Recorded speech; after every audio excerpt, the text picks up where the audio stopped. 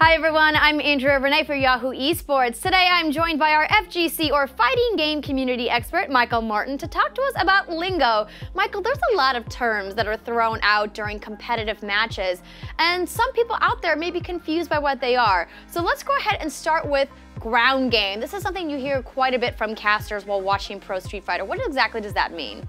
So I think one of the terms that best describes ground game that you might also hear a lot is Footsies.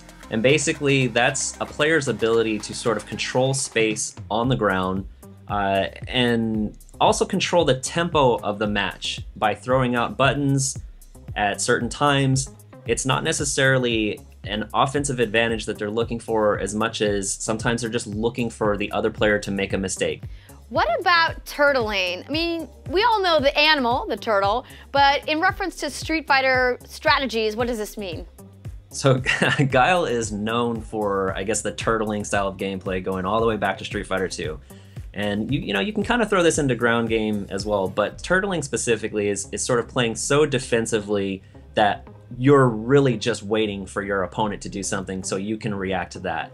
It can be frustrating, and I think in Street Fighter 5 it's not as prevalent, but there are some characters and some tactics that some players can get away with that.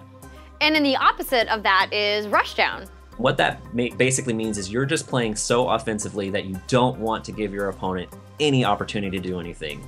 So sometimes you may be like on a stream or on Facebook or Twitter and you might see the RTSD acronym, which basically means rush that down. Well, Michael, thank you so much for that educational lesson. We'll have more for you guys on Street Fighter V right here on Yahoo Esports.